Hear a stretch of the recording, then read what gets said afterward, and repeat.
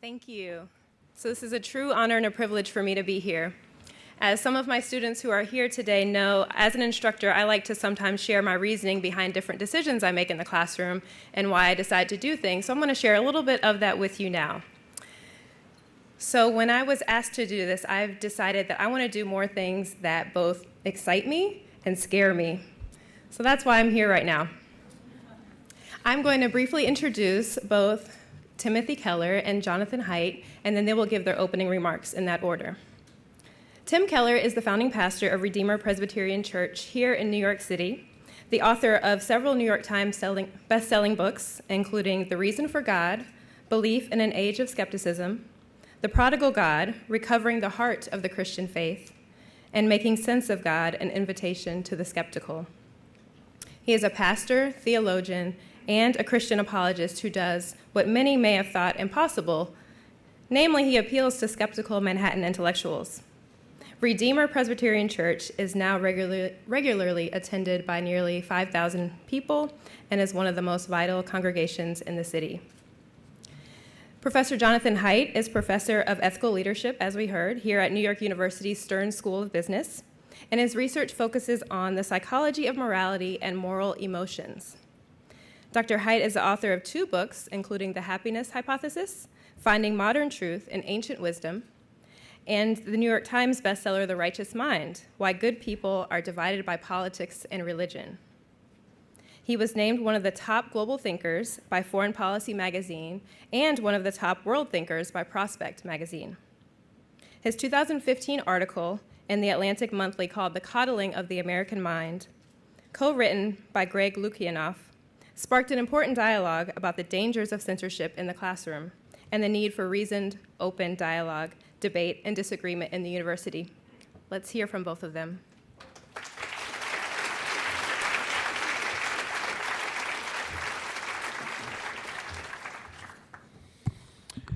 Thanks. I'm also looking forward to the dialogue, and so I'll try to be brief, even though everything I say usually takes 30 minutes. It's force of habit, but I'll try not to. The real question is, how do you have a pluralistic society? How do we live together when we have no common moral framework, when we have so many different kind of moral frameworks? So let me say, first of all, how do we have a pluralistic society? I think we ought to start by pointing out, before I say here's where I think we ought to go, here's how I think we can get there, we ought to start by saying I'm not sure we ever have had a pluralistic society. I could be wrong, but I think on this one, I think Jonathan Haidt will probably agree or be largely sympathetic. Here's an arguable history of the country. For many years, I would say Protestant mainline denominations like the Episcopalian Church and the Presbyterian Church and the Methodist Church essentially dominated, it's their moral framework dominated the culture. And that moral framework essentially said, if you're a Protestant, you're okay. If you're Catholic, you're Jewish, you're kind of okay, but a little strange. And if you are an atheist or a secular person or a gay person, you know, you're beyond the pale. When Protestantism, the mainline churches started to go down in the 60s and 70s, there was a period in which white evangelical churches, the moral majority in particular, thought they could step into the breach and take over, and it would then be the cultural elite, and its moral framework would be the framework of the country. But it was an alarming experience for most of the country because the white evangelicals did not show, the moral majority did not show much more willingness to create a perspective diverse, truly pluralistic society in which people with deeply different moral visions could get along. There was no indication that if they did become the power elite that would have happened. Their attitude, again, toward people with non-traditional morality, people who had people of different religions, they showed almost no interest in that sort of thing.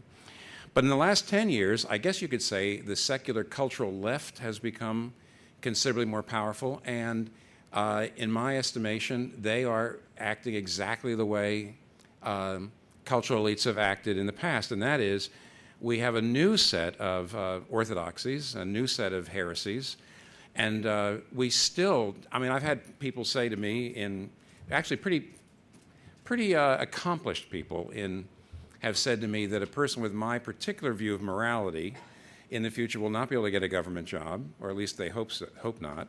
That any institution that has my particular view of morality would not be able to get accreditation to grant degrees and so forth. And so it does look to me like we actually have never had, and we don't seem to be about to have, what I'll call a truly pluralistic, perspective diverse society in which people of deeply different moral visions can speak respectfully to each other, believe and practice and express their particular understanding of things without being ostracized and marginalized, talk together respectfully. I'm not sure we've ever had it. And it doesn't look like we're on the way toward it at all. Miroslav Volf, in his great book, Exclusion and Embrace, says that there's 4 ways to exclude rather than open to somebody who's different than you. 4 ways to exclude them rather than be open to them. And he says the 4 ways are elimination, domination, assimilation, and abandonment. In elimination, you actually push the person out of your space, or you just get them out of here. I don't want you here. The second, domination, is to say you can be in my space as long as you take an inferior position. You don't live in the same neighborhoods, you don't have the same jobs. You can be here, but you have to have an inferior spot. Assimilation is we'll accept you as long as you completely agree with us on everything important to us, as we define it. And abandonment is I don't care about you. You may have needs, but I don't care. And those are all ways of pushing people out. The fact is that every cultural elite I know that we've had so far, including the ones that right now they're struggling. They're struggling. Cultural elites are struggling for who's in charge.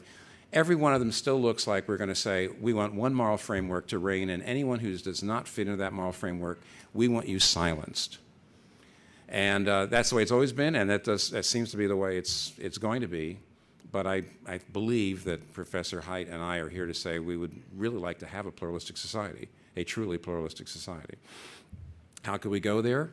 Let me give you 4 things I think might happen. And this is something I think the whole society has to do together, though I'll explain, because I'm a Christian minister and I was actually asked to talk about what resources my particular worldview or faith has to contribute to a pluralistic society in America. I'll mention that too, but here's the 4 things. Number 1, I think the first thing we're going to have to do is we're probably going to have to say John Rawls was wrong. Rawls, you might know, believed that you should not bring religious language into public discourse. You shouldn't give religious reasons for a particular law or particular norm that you are contending for. That we should always be rational and neutral, and we should never bring religion into it. The first thing we're going to have to do is to say that is a great way of marginalizing a lot of people. Stephen Carter, of the Yale, in his book, The Descent of the Governed, said this: efforts to craft a public square from which religious conversation is absent, no matter how thoughtfully worked out, will always in the end say to those of organized religion that they alone, unlike everyone else, must enter public dialogue only after leaving behind that part of themselves they may consider the most vital. Now, and let me just say something quick to defend what I'm about to say. W.K. Clifford wrote a very famous essay in 1877. It was famous for a little while anyway, called The Ethics of Belief. And in it, he said this very famous thing. His famous statement in it was this. In The Ethics of Belief, he said, "It is wrong always, everywhere, and for anyone to believe anything on insufficient evidence." And his point was that you should never believe anything unless you've got empirical evidence for it. And the trouble with religion, as soon as you make religious claims, there's no way to prove those things, so they ought to be just kept out of the public square.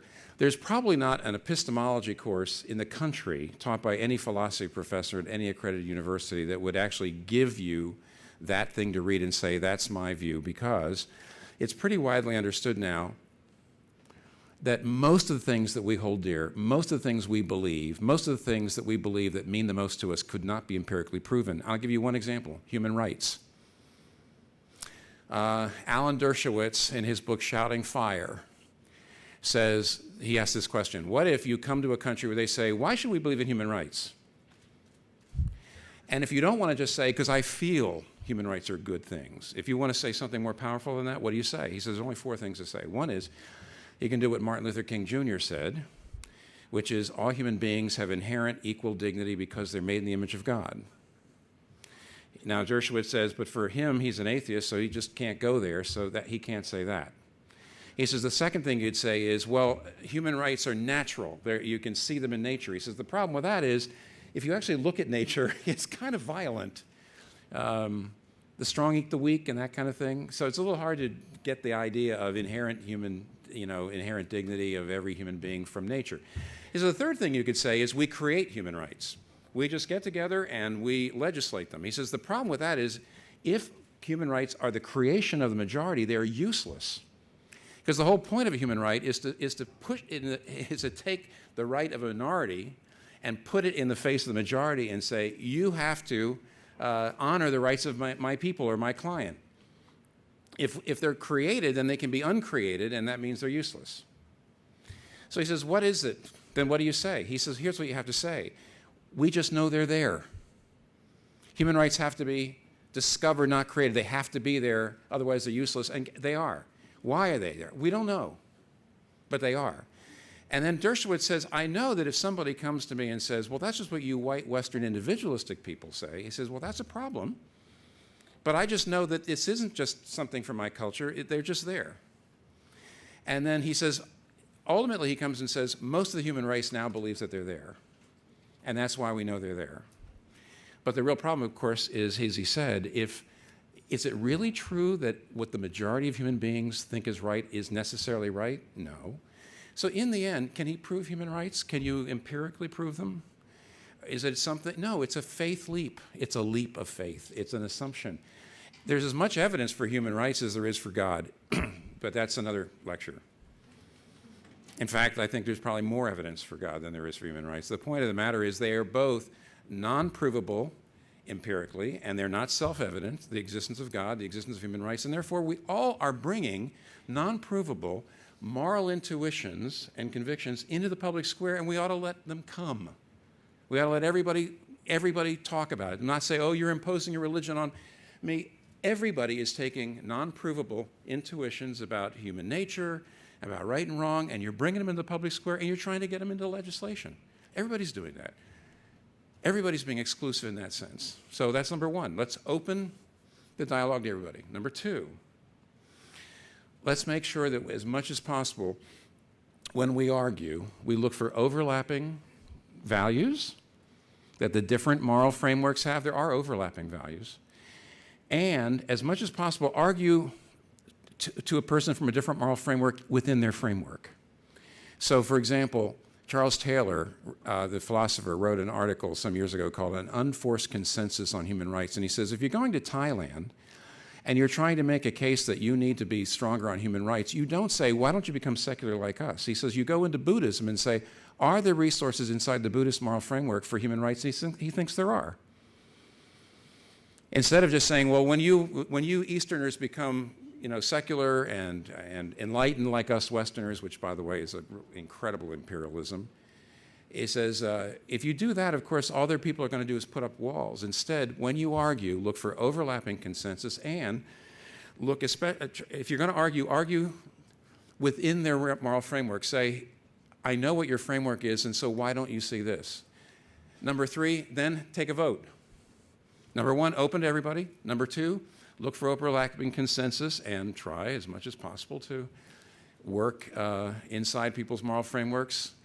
Then number three, argue and then take a vote, and it's democracy. Whoever has the most votes wins, and that's the legislation. And the norms, the moral norms, who get the most votes, those are the norms that are going to be enshrined in our law. But then number four, really, really, really respect minorities. My father was a conscientious objector in World War II. He was a pacifist. He had only one friend that he maintained from before World War II, and he kept after World War II. Lost all of his friends. And yet, he was a conscientious objector. World War II, You had to fight in order to defend our freedom. It was a law that if you were a male of a certain age, you had to be subject to the draft, was a law. But America has always said, if your religious conscience doesn't allow you to do that, then we're not going to force you. And I hope we don't go away from that. And I do think there's a very good possibility there is. So here's the 4 things, and I'm done. Oh, one last thing. I'm sorry, there's 5. The one thing was open to everybody. The second thing is to argue the way I was saying. The third thing is take a vote. The fourth thing is respect minority. Here's the last thing. John Haidt, in his book, talks about the righteous mind. In his Righteous Mind book, he talks about the righteous mind. At one point, he actually says he believes that human beings are programmed not just to be righteous, but to be self-righteous. There is no doubt in my mind that that is the main problem, the reason why we haven't had a pluralistic society. It's not just that people believe that they're right. Everybody believes that they're right. Everybody. If you're an atheist, if you're an agnostic, if you're a Christian, if you're a Muslim, you believe you're right. Your take on spiritual reality is right. The real question is, how self-righteous are you? How condescending are you? How disdainful are you? That's the question. All I can tell you, those who are here who are Christians, you've got something in the very middle of your Christian faith which ought to destroy self-righteousness and make you, at the very least, agents of pluralism and civility. It's the idea that you are saved by grace alone, not by your good works. I've got a Muslim family on my floor, a Hindu family on my floor, an atheist couple on my floor. And because I'm a Christian, I know that I'm not saved, I'm not a Christian, I don't have a relationship with God because I'm better, but because of God's grace, because Jesus Christ died for me and I believe in him. It's not because I'm a better person or a smarter person or a more moral person. So when I talk to my Hindu or my Muslim or my atheist neighbors, I have every reason to expect they could be better people than me. I have every reason to believe that their husbands could be better husbands than me. Every reason to believe that. I have every reason to believe they might be better people than me. Why? Because my understanding of how Christianity works, how salvation works, is that I have no basis for that kind of superiority. So there really actually is something in the very center of Christianity that ought to make us, those who are Christians, someone who really can be part of making for a pluralistic society. After 9/11, 2 days after 9/11, we were reading all these articles in the paper about how this is what religious fundamentalism brings, violence. And my wife, Kathy, was hearing me read one of those editorials out loud, and she says, no, not necessarily. She says, religious fundamentalism doesn't necessarily lead to violence. She said, it depends on what your fundamental is. Have you ever seen an Amish terrorist? And what she means is if the very center of your faith is a man dying for his enemies, a man who wouldn't strike back, a man who's saying, Father, forgive them, they don't know what they're doing. You know, Christians have been agents of oppression, but in spite of, not because of, what's at the heart of their faith. So John Haidt, I'm sure, has his own approach to how do you deal with the self-righteousness. That's the Christian approach, and it's a powerful one. Thank you.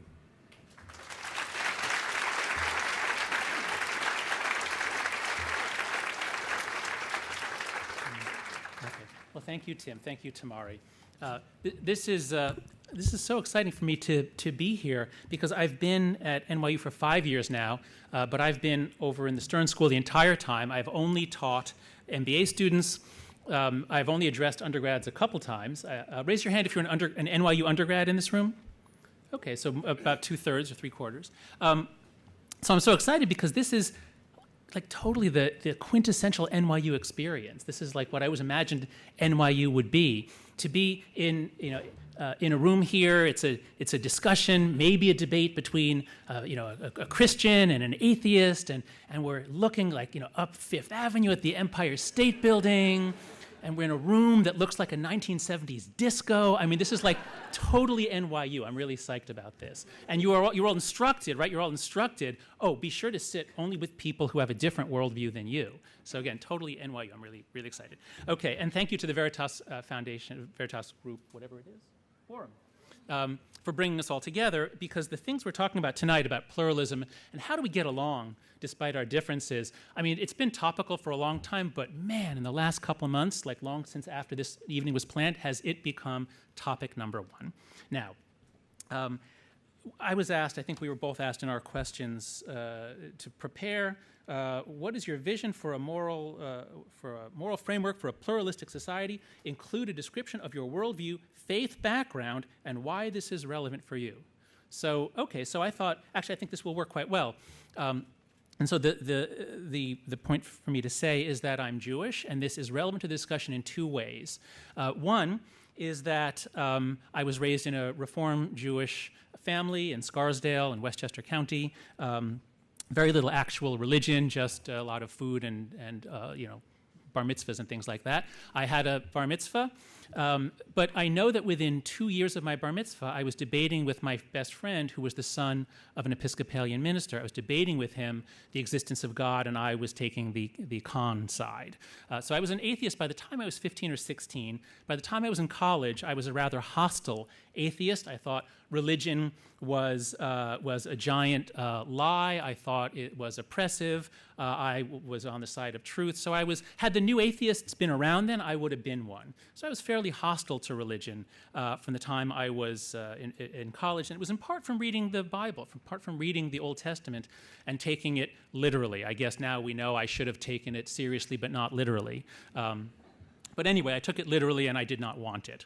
So I was very hostile to religion for a long time, but I started studying morality in graduate school. And once I started studying morality and culture, looking across cultures, I then started studying religion and the way that morality and religion have co-evolved in the human past. I started realizing that actually religion, I believe, is an absolutely essential part of our evolutionary history. We would not have civilization, we would not have morality if we did not evolve to be religious, both biologically and culturally. Furthermore, I started reading the empirical research on the effects of religion. And at least in the United States, those effects are overwhelmingly positive. There's an important book called American Grace by Robert Putnam and somebody Campbell.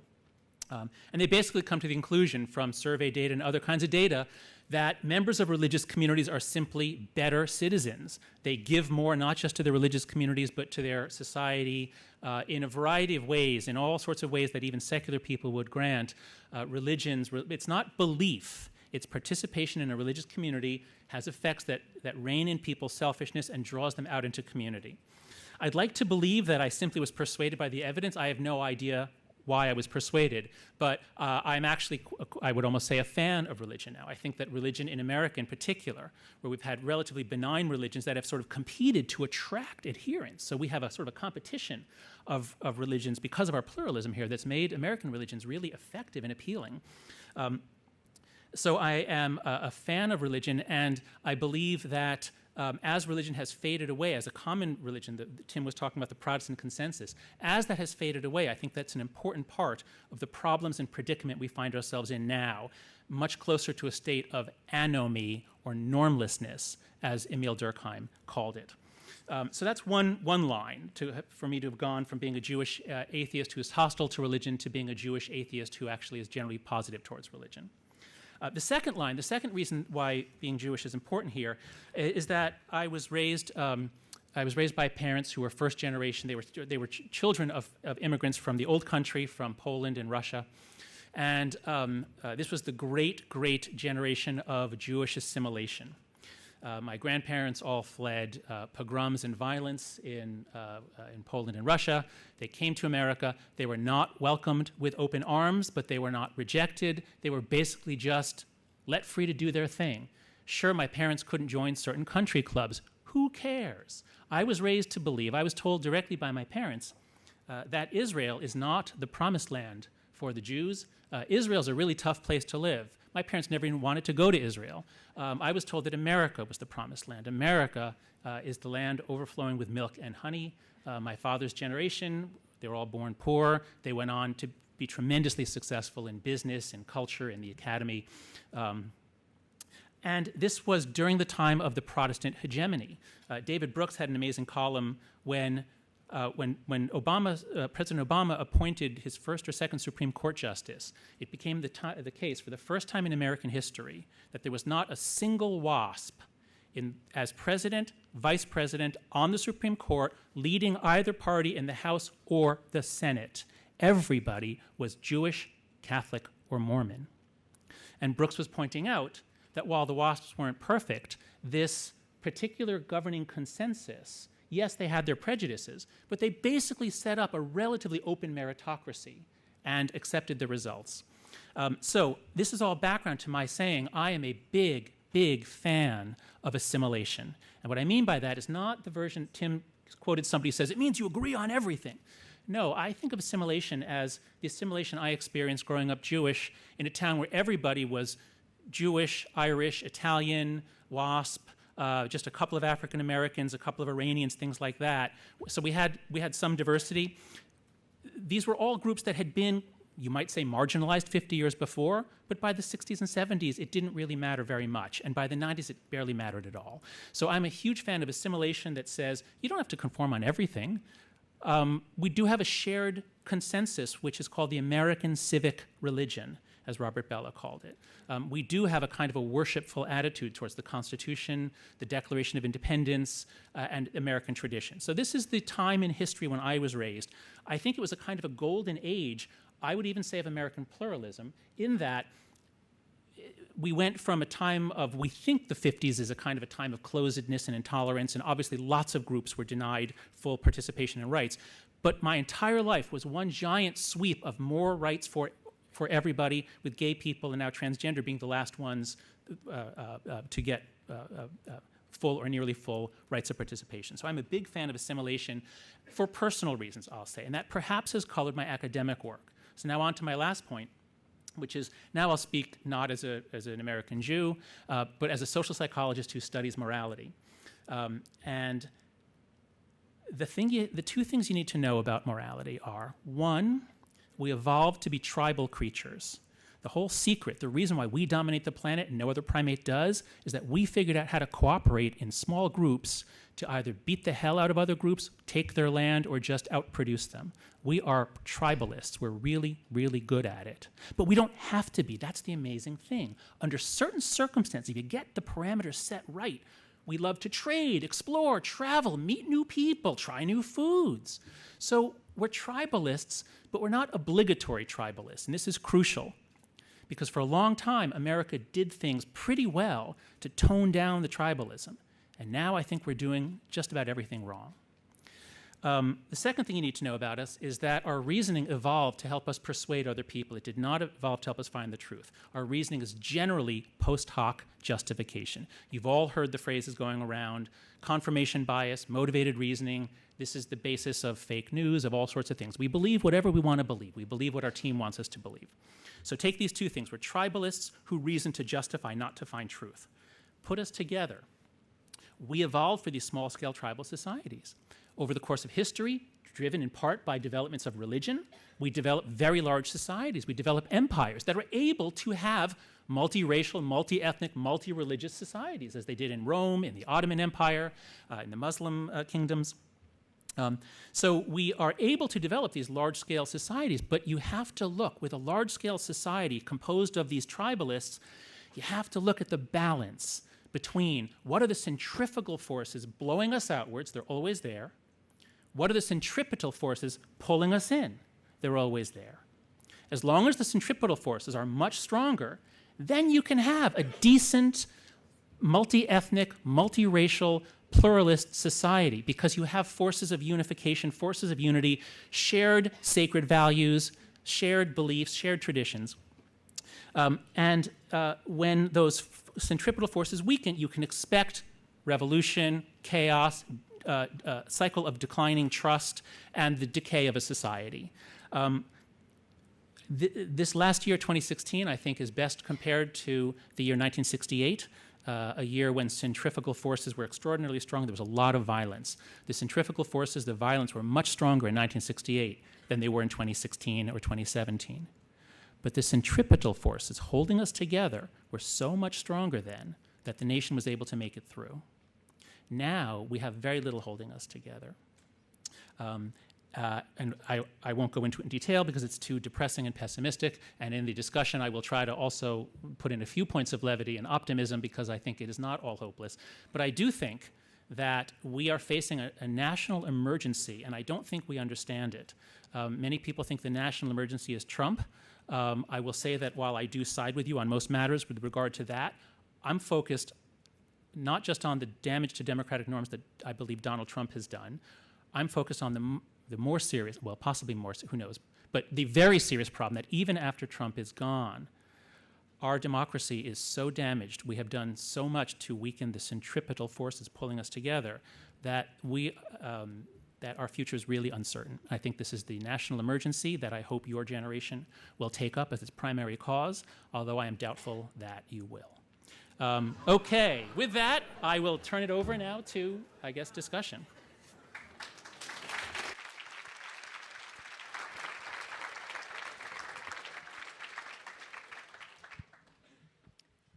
So thank you both to Tim and John. So much to discuss. I'm going to start small and then we'll build into the dialogue.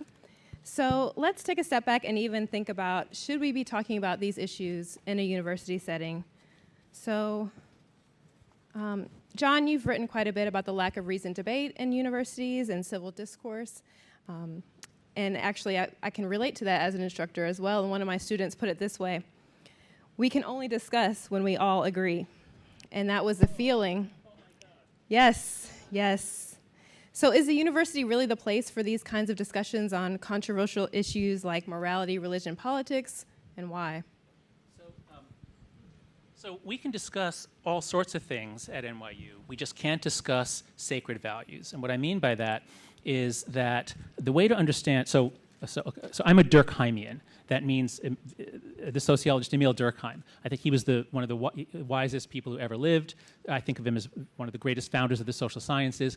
And he interpreted all the crazy things people do as attempts to form groups, to form tribes. Tribes unify around sacred values. It can be a rock or a tree or a book or a person. It can be a sports team or a TV show or Harley Davidson.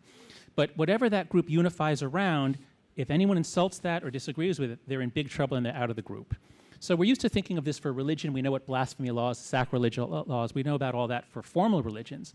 But I think what you have to see happening in America as a dominant religious frame has retreated is we've had the rise of multiple sacred values in multiple groups around the country, many of which are extraordinarily illiberal. I spent the last few days, somebody sent me various links to the Dark Enlightenment, the neo-reaction, all the stuff that Steve Bannon is influenced by, and it is quite a wormhole. It is extraordinarily illiberal. They dislike democracy, and they were working to overthrow it. So we are seeing the rise of all these groups on the right that are quasi-religious movements that are deeply incompatible with democracy. But as you mentioned, my Coddling of the American Mind article, we've seen the rise of illiberalism on the left. And this is the problem in universities, that because there are certain sacred values related to certain topics and groups, and I have to be very careful what I say because this talk is going online, so I actually cannot talk openly to you.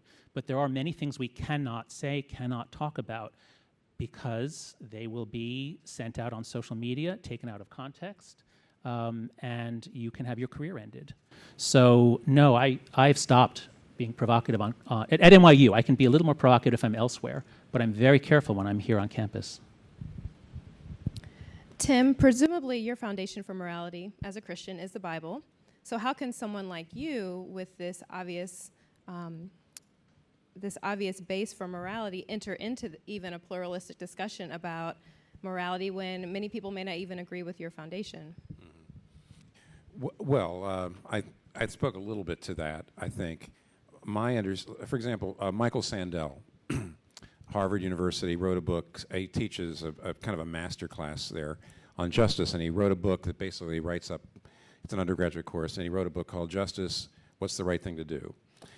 He points out that there's at least 3 theories of justice that are at work in our society right now. He says there's the utilitarian view, which is the just thing is the greatest good for the greatest number.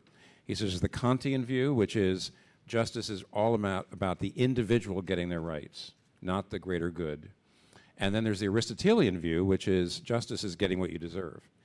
And he says, there's a great line where he says, all theories of justice are judgmental. And what he means is, there is no way to prove which one of these things is the right approach.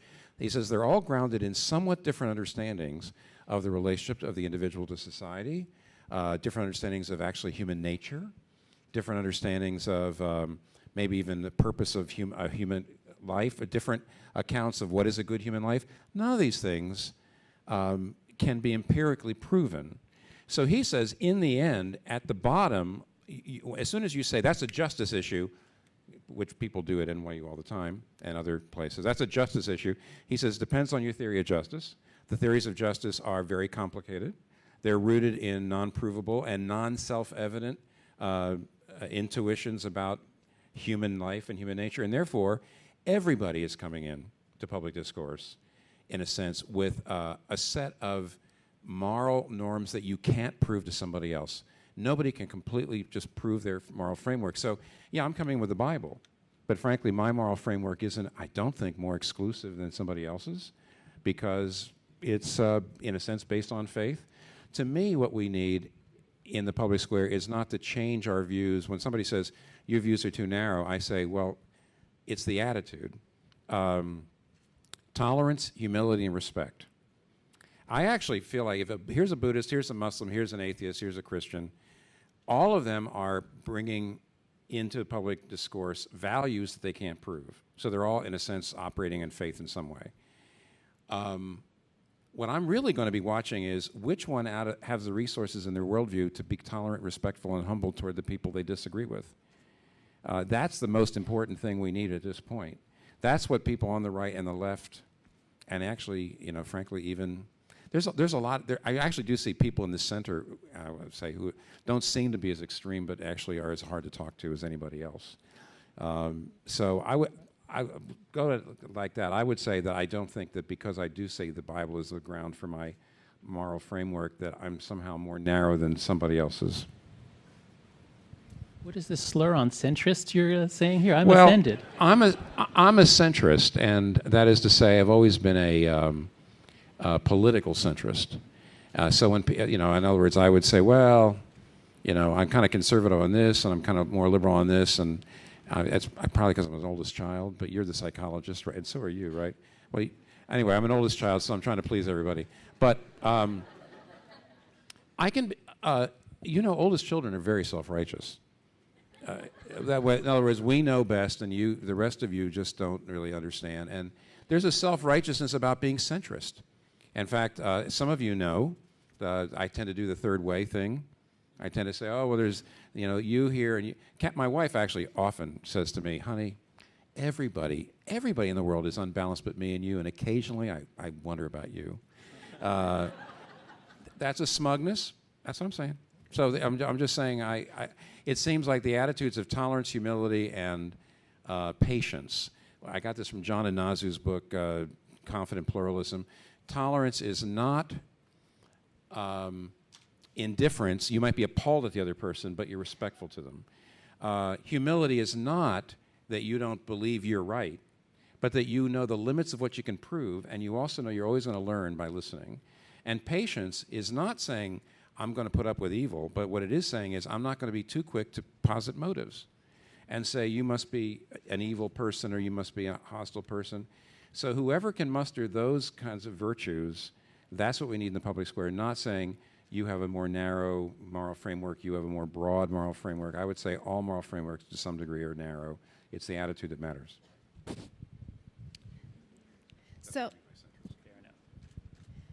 So Tim, you just mentioned several moral virtues, and John, I know you've written about our foundations of morality. I think it would be helpful to describe what those are a bit and to talk about how that might lead to civil discussions as well as dealing with a pluralistic society. Sure. So when I was in graduate school, the mystery, the puzzle that I worked on was why is it that morality is different in all these different cultures, but yet you find these elements that are so similar, ideas about purity and pollution and reciprocity. And so drawing on ideas of my postdoctoral supervisor, Richard Schwader, an anthropologist, some colleagues and I developed a theory called moral foundations theory. We looked at what are likely to be the taste buds of the moral sense. And two of them are shared by everybody, right, left, and center. So one is care, sort of care and compassion, nurturance. We're mammals. We're built to take care of children. And the left builds a lot of its moral arguments, moral appeals on that foundation, caring for the vulnerable. The second is fairness. Everybody says they value fairness. The left tends to focus more on fairness as equality. The right tends to focus more on fairness as proportionality, including ideas of karma, karmic payback, including negative responses to negative deeds. So those two everybody understands, although left and right use them somewhat differently. But then there are a variety of virtues that are very common throughout the world, that are the basis of tribalism and religious groupings, virtues of loyalty, authority, and sanctity. Those three have faded out of Western secular egalitarian cultures. That's what a lot of the culture war has been for several decades now, is what is the legitimacy of loyalty, authority, and sanctity? Or do we go with much more of a John Rawls, all that matters is human rights, especially of the most vulnerable? Those are all coherent views, but they clash, they're incompatible. Just out of curiosity, in this room, would you say you're on the left, on the right, the center, or libertarian?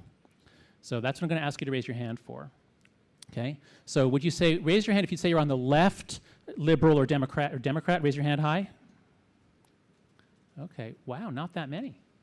All right, raise your hand if you'd say you're on the right or conservative or you vote Republican, raise your hand. Okay, less, but actually, no, well, okay. Raise your hand if you're in the center politically. That's actually the largest group so far. And libertarian, raise your hand if you'd call yourself libertarian. Okay, this is the most evenly, the most politically diverse group I've ever spoken to. It's probably us. We've attracted the centrists. Oh my God, you're right. You're right. That's right, because the far right and the far left hate us both, probably. We need to stay together. We need to stay together. We need to do more things together. Okay, but anyway, the point of it is just, the main point is, everybody, while we all have the same taste buds in our mouth, we don't all like the same food, and that has a little to do with our genetics, and has a lot to do with our culture that we're raised in. Similarly, we all understand loyalty, we kind of understand authority and things like that, but if you're raised sort of on the left or progressive culture, you're wary of those, you have mixed feelings, and you blame people who have religious laws based on that. You think they're being unfair, unjust. And so there's actually some new research out showing the basic way to talk to people, the most important way, and actually you said this in your remarks, speak their language. If you're on the left and you couch everything in terms of the rights of the vulnerable, people aren't, they've heard it before. They're not going to be moved. But if you couch it in terms of their own traditions, if you couch it in terms of the need for an ordered society in which we all can be free to pursue, you can make your argument. If you have a little bit of empathy and perspective taking, you'll be much more effective in everything you do, including work and marriage.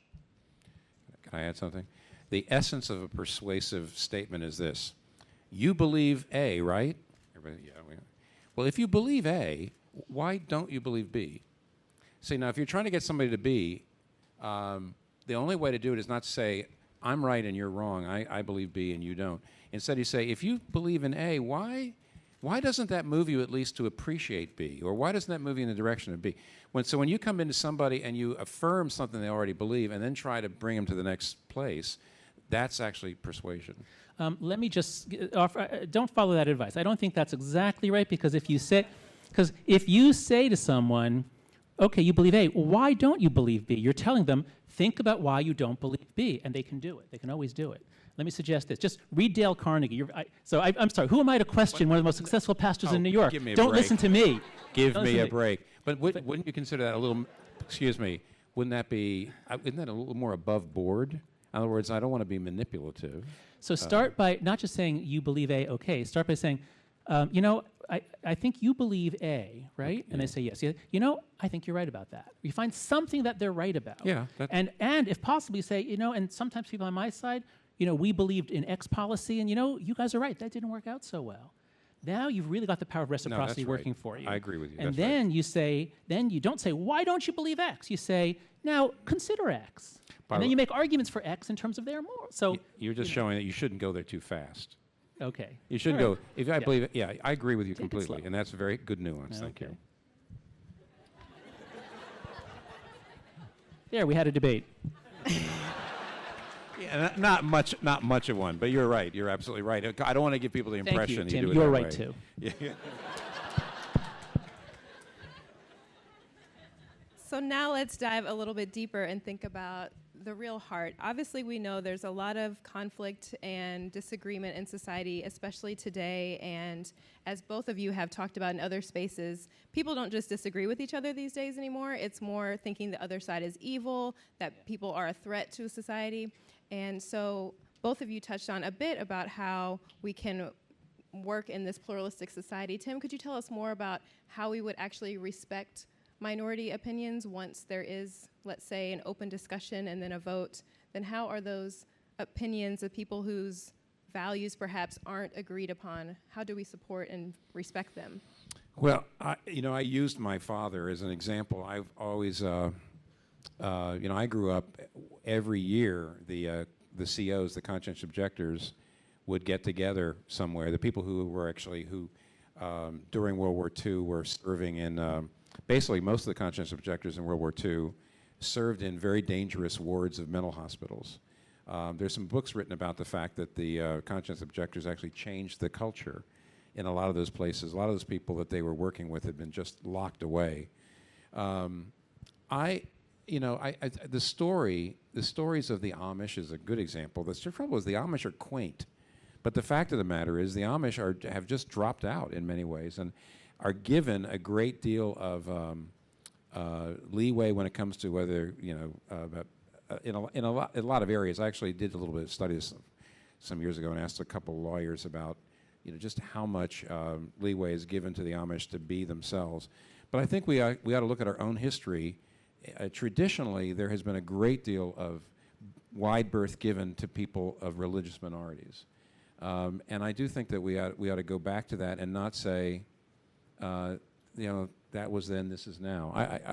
I know that, for example, my father actually did get a lot of, my father told me not to let people know when I was growing up in school that he had not served in World War II. I mean, I grew up in the 50s, and that wasn't that long before. The World War II was very well, people lost friends, people lost family members.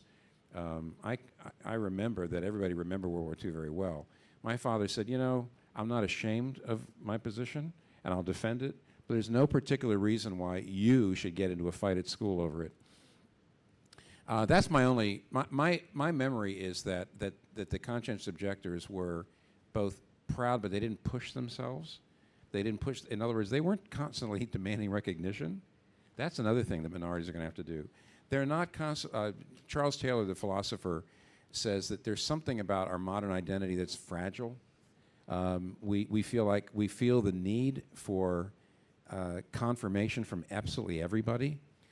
My father kind of knew who he was, and the conscientious objectors knew who they were, and they had made this decision, and they didn't really need everybody to affirm them.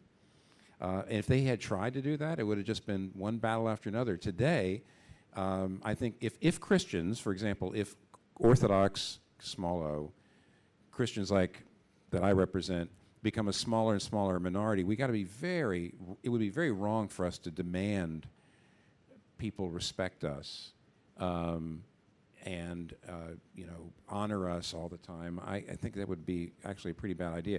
What you really want is to just have the freedom to express and practice your faith. You want there to be respectful conversations when you are talking in public. I should not need people to be celebrating, who we are all the time. So minorities, I do think have to. I think in the past, actually, even I think Professor Haidt here has been saying the way his own parents dealt with their minority status was pretty interesting. It was they realized they weren't getting everything that they probably should get. They probably would contend for their rights, but they also weren't constantly demanding recognition. So if there's some way to go back to that approach, it would be better. I would love to hear what Professor Haidt says about that. Yes, please share. Could you just restate the question? Of course, and I'll make it a bit more specific to your Okay. comment. So you mentioned how there are different forces holding society together and also pulling us apart, and how those forces holding us together are not as strong as they once were, let's say, in 1968. So could you tell us more about what those forces are, how we can strengthen them again? Yeah. So the mid-20th century was an historically anomalous period, and we'll never be able to repeat it. Nothing brings tribalists together like a giant war against absolute evil. And so all of America for decades after World War II had this gigantic boost to its moral image and to its social capital. So that won't be repeated. Also, we had the Cold War for a while, and well, I was going to say that's gone, but who knows? It's maybe coming back in a couple of ways.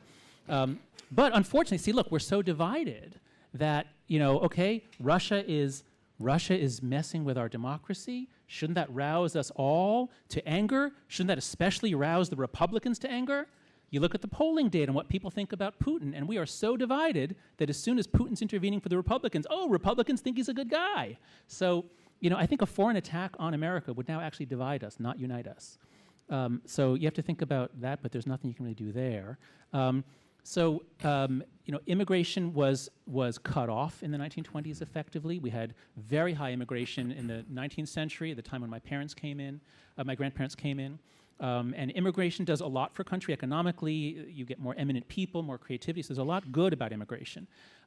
But speaking as a social scientist, I have to say, immigration, like most interesting things, is complicated. It does many good things. It does many bad things. But we cannot talk about the bad things. So our publications, our conferences, all we do is talk about the good things. And therefore, we get immigration policies wrong, and the same happens in Europe. So America in particular must always be open to immigrants, and for God's sakes, especially refugees. But as I said, I'm a fan of assimilation. If you're going to have moderate to high levels of immigration, you really, really need to have an assimilationist program. Yeah. The kids must learn the language and become fluent quickly. You have to do everything you can to blur the boundaries, hide the lines. The more you give immigrants identity politics, the more you're just increasing the centrifugal forces and not condemning them, but I am with Mark Lilla and others that identity politics, while I understand the reasons for it to some extent, identity politics is a setback for the very groups that it claims to be helping. So I think that we need to move ahead. I don't know if we can ever recover the American civic religion, but I think that identity politics is one of the causes, one of the reasons why I think things are going to get a lot worse, a lot more divided in this country. And my plea to you is to look for other ways to think about identity, immigration, and diversity. The ways that are presented in certain departments in the academy, I think, do more harm than good. So we're going to turn it to the small tables in a moment, but do either of you have any final thoughts before the groups discuss and then present some more questions? So I just have to do something to erase the incredible pessimism that I've put out there, because it's something that's going through my mind a lot. So I shared it with you, and I probably should not have done that unmixed. So let me at least provide some some warnings and cautions and reversals, which is, one, it has always been a bad idea to bet against America. America has had huge problems before. We've had a civil war. The 1820s was terrible, and we've always come through. So don't bet against America is the first thing. Second thing is it's almost impossible to predict the future, and the experts, the economists missed the financial collapse, the foreign policy experts missed the collapse of the Soviet Union. So we really don't know what's going to happen. I'm looking at a variety of trends that I think are worrisome, but I'm not looking for real estate in New Zealand, and I haven't pulled all my money out of the stock market. I mean, we need to think really carefully together about what's going on. But in general, many things about history are getting better, and let's not lose sight of that. So take my pessimism more as just a thing to think about. I hope it's not emotionally contagious. Okay, that's it. Okay. Yeah, let me add to the optimism a bit. And now, the reason I'm able to agree with Professor Haidt on this is... John? Yeah, okay, John. Not Jonathan. I'm calling you Tim, so it'd be totally weird if you call me Professor Haidt. You mean you called me Tim? Yeah, I did. didn't notice that. Gosh, I'm a lot older than you too. That was kind of that was a lot of chutzpah, but that's all right. I didn't realize that your doctor father was Richard Schwader. My doctor father, yes, my postdoc advisor. Oh, yes. postdoc advisor. Yes. He's the guy that did the White Men barbecue. Yeah, that's right. Yeah, That's a great collection of essays, his postdoctor advisor. I read some of his stuff some years ago, and he's similarly positive about religion, just like John is. He points out, for example, that if you're trying to deal with suffering, he says one of the most important things, in one article I read, one of the most important things that a society can do for someone is to help them, equip them to face suffering. Right, exactly. And he says, you know, every religious society has more resources for its members than non-religious societies. He said, like, if you're a Hindu, you believe in karma, which means, hey, things are bad, but, you know, things will get better. And besides that, you're paying for something that you did before anyway. Christians have got heaven. Everybody's got something. Even the, you know, the Northern European pagans said, well, if you go down in blazes, then you'll sleep well with your fathers, and you'll go to their long home, and you will not be ashamed even in their mighty company. And he says secularism actually gives you fewer resources for dealing with suffering. And yeah, I actually do think that religion is going to be growing in the United States because it's growing in the world. It's growing everywhere. It's true that everybody says, wait a minute, aren't younger people in America less religious? Yeah, true. But if you take a look at the statistics around the world, Islam, Christianity, Buddhism, every world religion is growing. And religion is growing, especially amongst non-Western and non-white people. It's growing in this country. It's growing in this city. And I think as long as, if the religionists can dig into their own religious heritage to find its resources for pluralism, I've already mentioned some Christian ones. Charles Taylor says he thinks that every single religion has got those resources.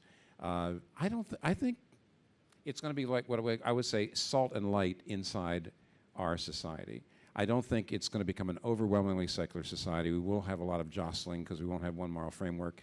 But there's other ways in which, like you said before, religion is basically good for people. And there is a lot of overlapping consensus, too. So I'm actually relatively positive in the long run about, I just don't see, the decline narratives don't completely make sense to me. On that optimistic note, let's turn to our tables and discuss. Thank you guys for coming. I love the discussion, perhaps a debate.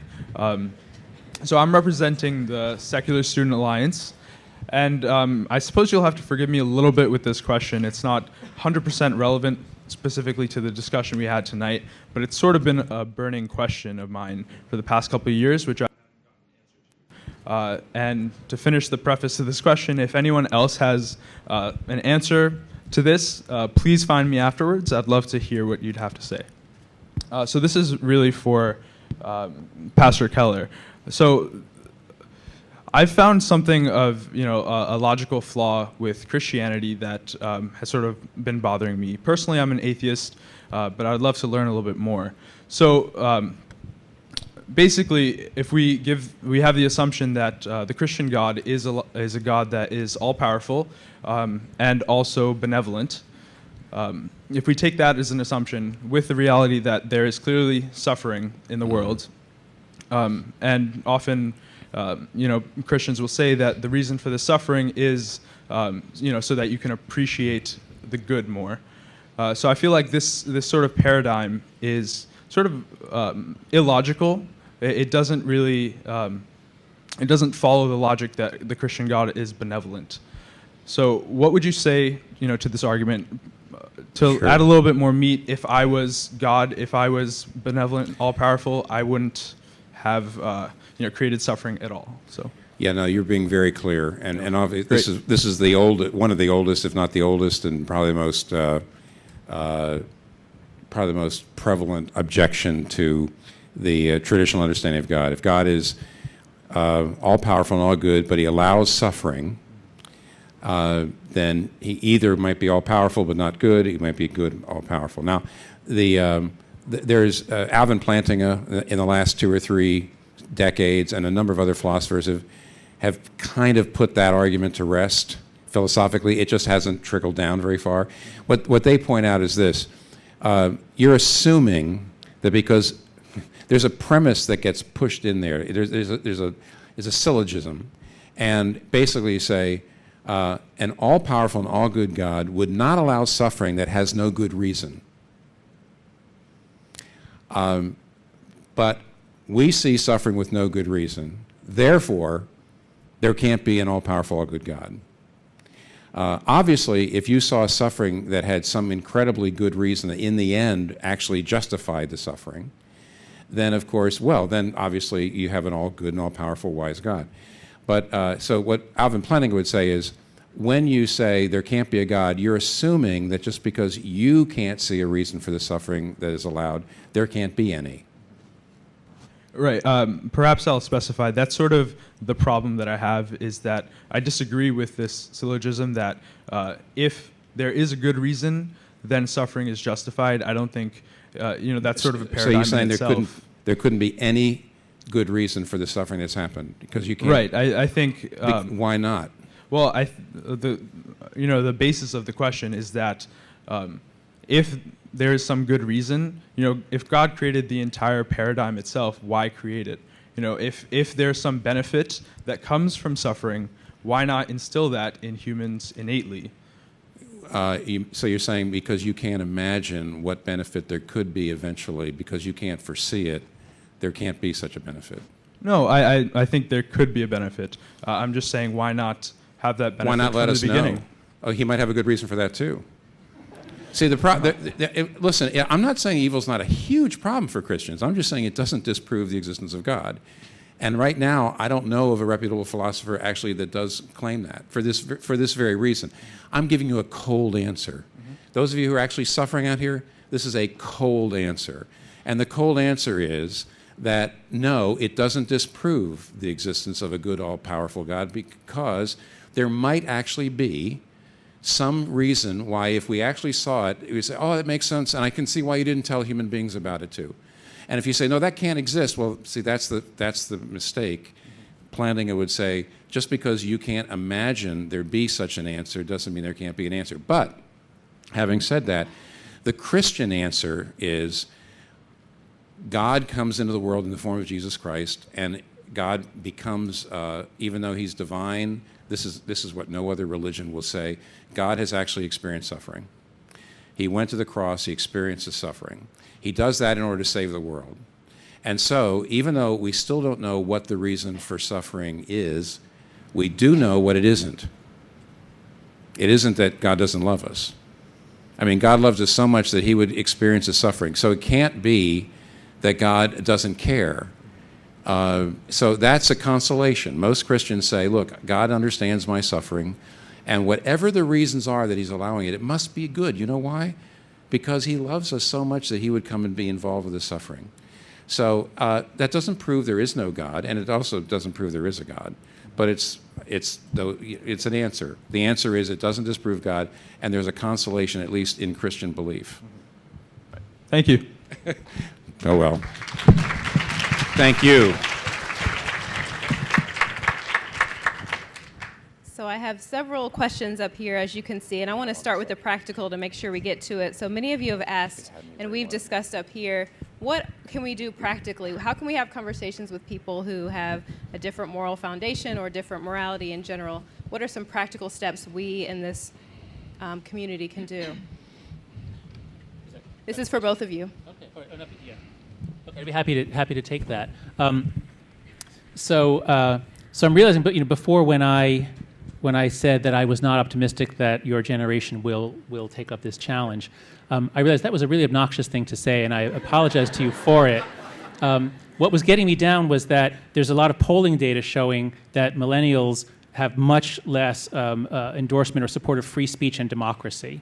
But there's a reason for that. I mean, you guys have not seen democracy working very well in your lives, and you've been exposed to an awful lot of nasty stuff on social media. So I understand why those numbers are going down.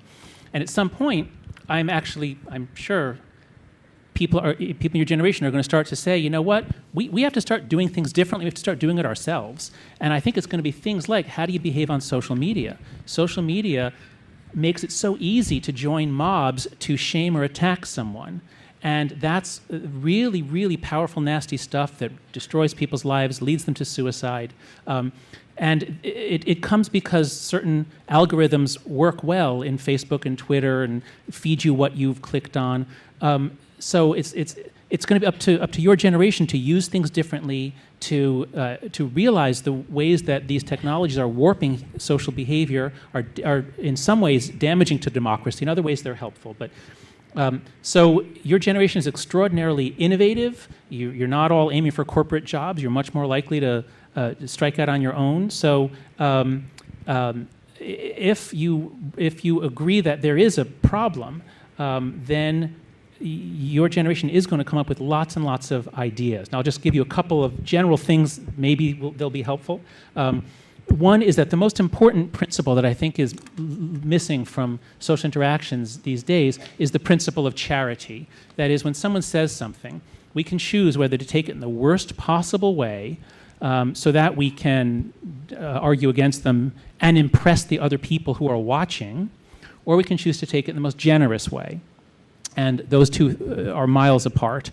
And so when you approach anything, when someone says something that seems thoughtless, when you think about microaggressions, for example, if someone says something that someone else says, oh, that's a microaggression, or they want to be harsh on them, try giving them the benefit of the doubt and stand up to people and say, well, why don't you give them the benefit of the doubt?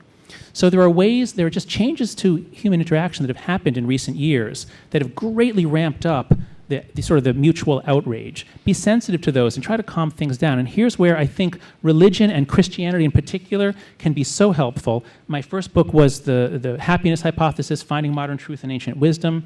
And the reason that I wrote it was because I was finding the same deep psychological insights in just about every religion and tradition I looked at. So I'll just read two pairs of quotes. Look how he abused me and beat me, how he threw me down and robbed me. Live with such thoughts and you live in hate. Look how he abused me and beat me, how he threw me down and robbed me. Abandon such thoughts and live in love. In this world, hate never yet dispelled hate. Only love dispels hate. This is the law, ancient and inexhaustible. Now that happens to be Buddha, but obviously Jesus said very, very similar things. And you find this in so many religions. One more pair. How easy it is to see your brother's faults, how hard to face your own. You winnow his in the wind like chaff, but yours you hide like a cheat covering up an unlucky throw.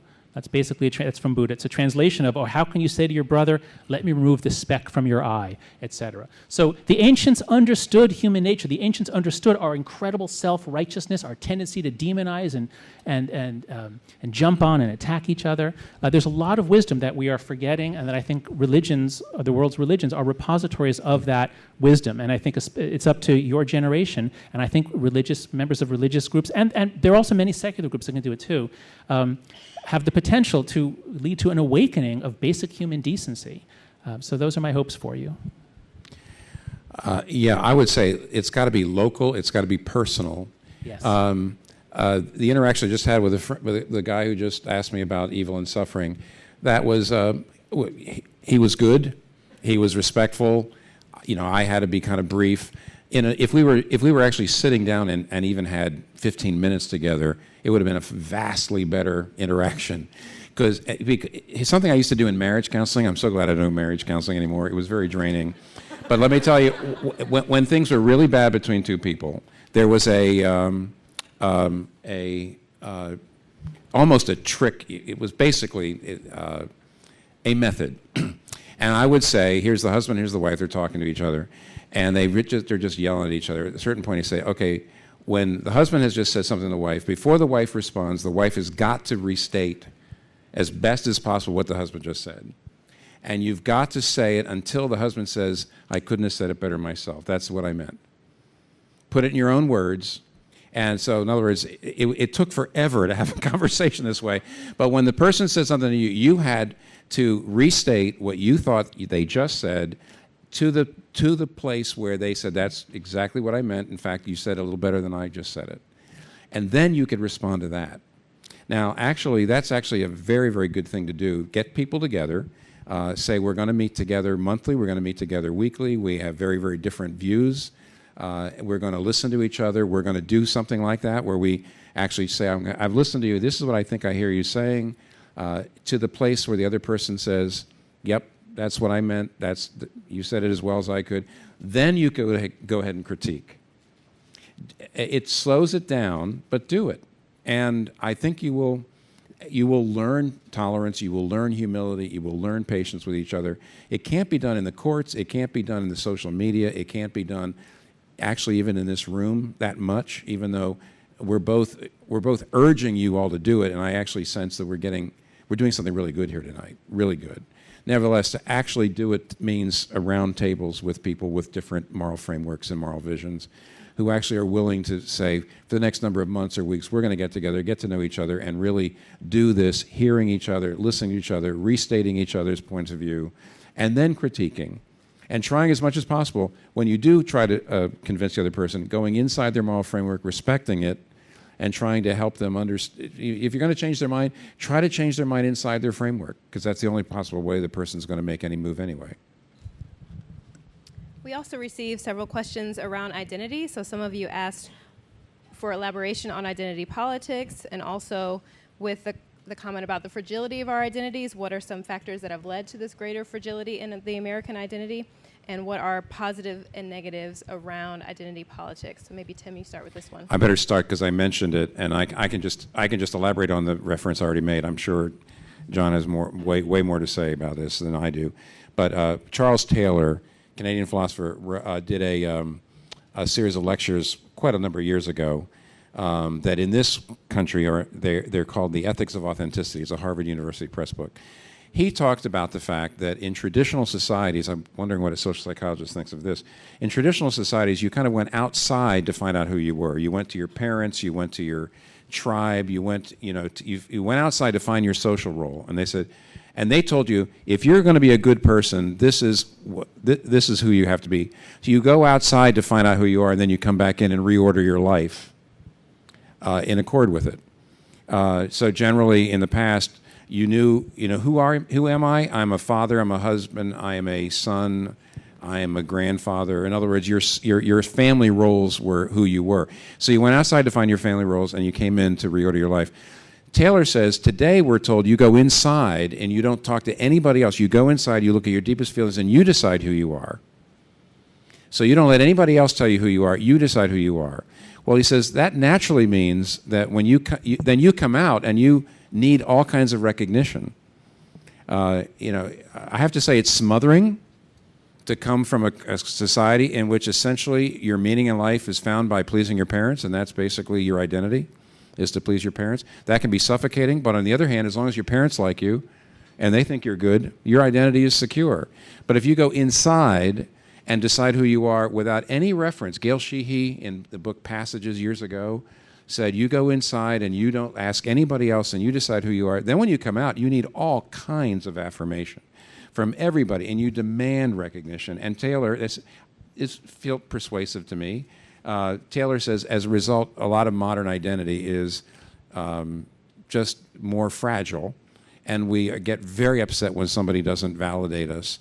Whereas in the past, we were smothered by what our parents said or what our tribe said, but at least we knew who we were because, and we didn't need everybody in the world telling us who we were. So I'd like to address the topic of sort of identity politics as we experience it on campus now, and why is there a big debate over it? And as far as I can tell, there's two very different kinds of identity politics, and this is what causes the confusion. So if it's the case that black people are not allowed to eat in certain restaurants or drink at water fountains, and you organize a march against that, yes, in a sense it's identity politics in that it's saying there is racial injustice, there's a clear violation, and we're going to get people together and use the political system and have rallies and marches, and we're going to change that. And that's fighting for justice. And that's the kind of, if you want to call that identity politics or politics about an identity group, that's one that most Americans support. I certainly do. And all the people who argue against identity politics support that. But then there's some new ideas that were nurtured in the 1990s in particular about privilege and matrices of oppression that are training young people to do a couple things that I think is very bad for them and for society. So one is we're training young people to see people in terms of their categories. And I think this is just the wrong thing to do. So if we should be reducing the degree to which we see each other as members of a category. And so we're hypersensitizing this tribal instinct, which is trouble to begin with. And then we're teaching people to find ever smaller amounts of injustice wherever they can so that they're in a perpetual state of outrage. And we're teaching them then that America is an eternally racist, homophobic, et cetera, nation. Now, it's never perfect, but boy, are things getting better. Decade by decade, things are getting amazingly better. but many young people don't seem to know that because they're taught that the racism and the other problems are so deep. And so this is the kind of identity politics that I find alarming, which is where these tribal creatures that are not good at finding the truth, where once we're emotional, we're able to, we accept the reasons for that and we attack the other side.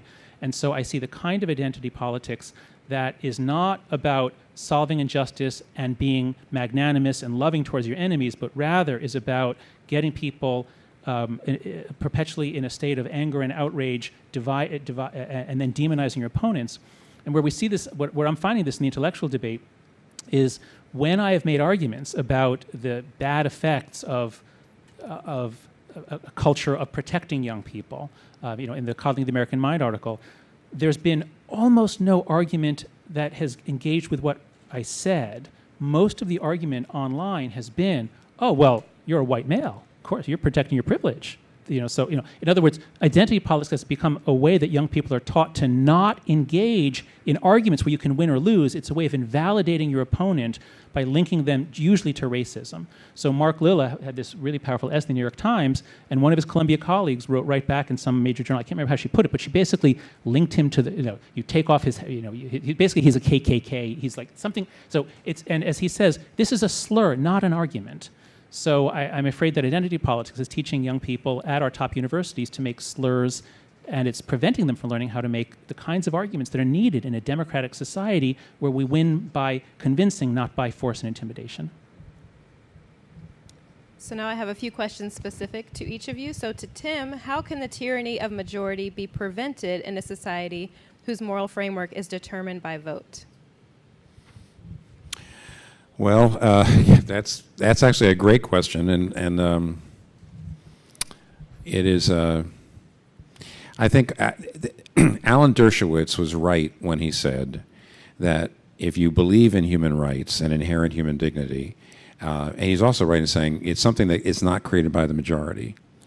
It's got to be something that's just there. Now he admits, as an atheist Jewish guy who doesn't believe in the supernatural, the transcendent.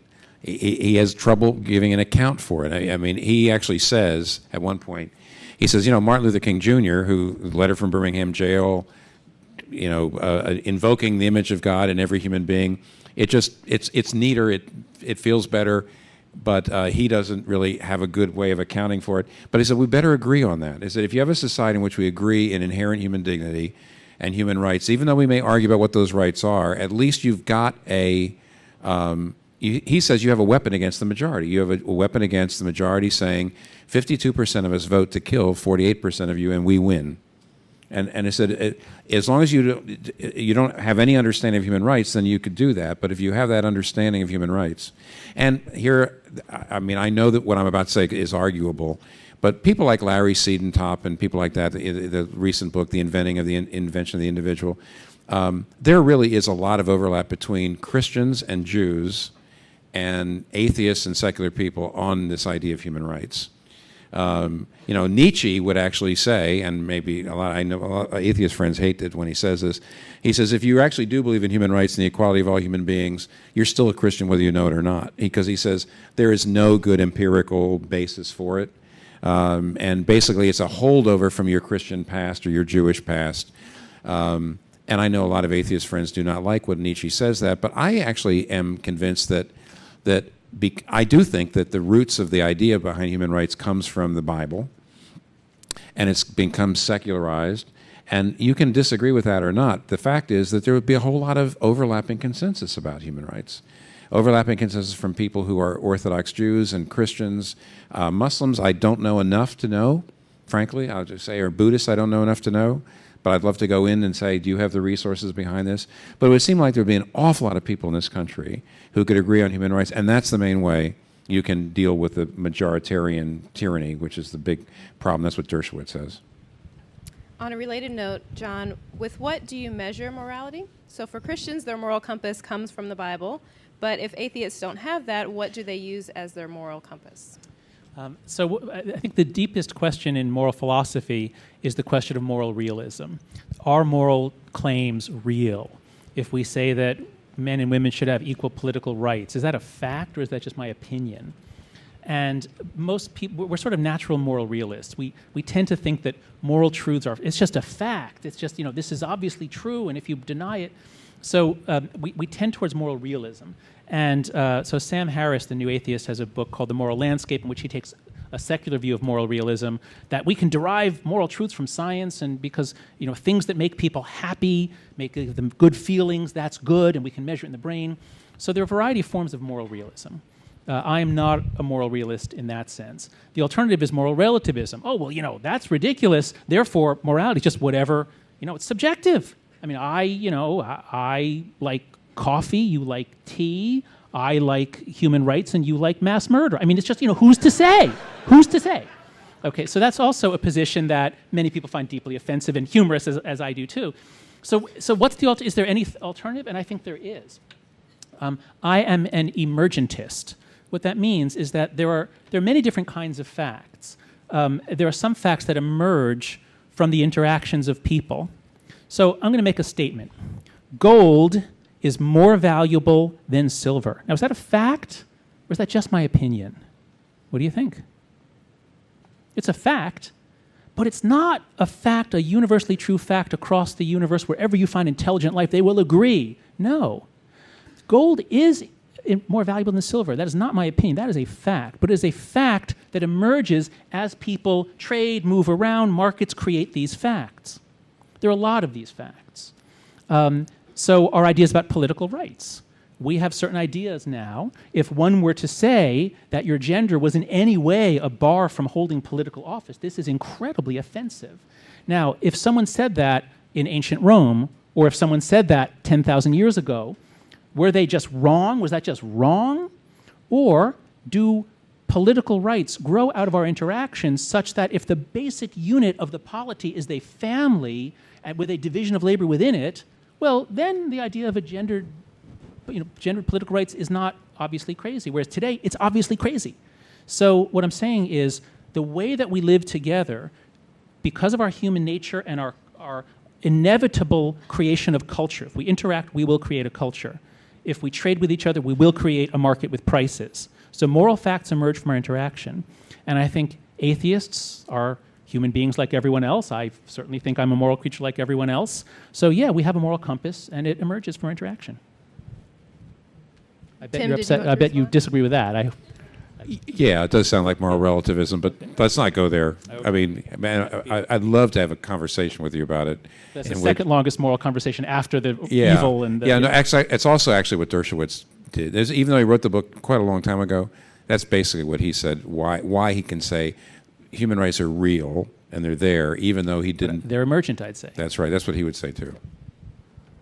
Okay, for our last question, there are several comments around this idea of assimilation and how it seems like there might be differing definitions of that. So what is it again? What would an assimilated American identity look like? And John, in particular, there's references to how you mentioned in the past there was an idea of a positive pluralistic society, and so what would that look like today? Okay, so these are the sorts of really hard issues to work out when you get to the details. Mm-hmm. So I'll just start exploring it. I'll just put a few things out there. So for one thing, whatever you want to do at home, however you want to cook your food, all that is great. Now, it becomes more difficult when you have social practices that put restraints on your daughters. Those are difficult issues to work out, and I can't give you a blanket answer on that. But you try to work them out. You try to be as light-handed as possible. When France put on the burkini ban, that, I think the view in America was, what the hell are they doing? So there's a kind of a harsh assimilation which says, you must look like us and act like us. You're not welcome here until you do everything like us. Now that's not the American way of assimilation, and that's not a positive or welcoming way. In America, we are blessed by the fact that if you are conservative, what you're conserving is this tradition of being a nation of immigrants, of being able to bring in first Catholics and then Jews and then non-Judeo-Christians.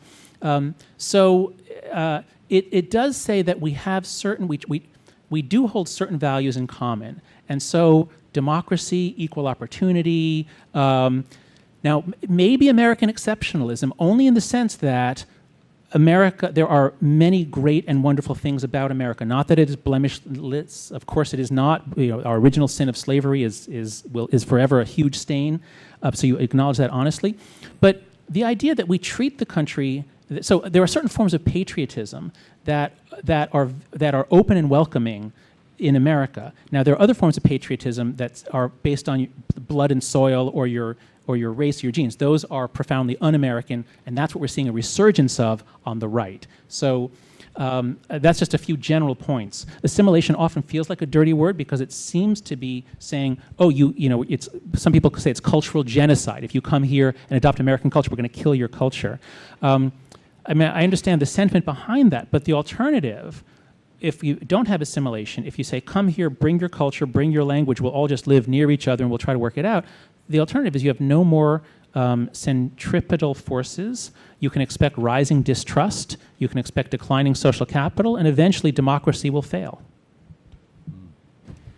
Before turning it over back to our MC, let's thank Jonathan Haidt and Dr. Timothy Keller.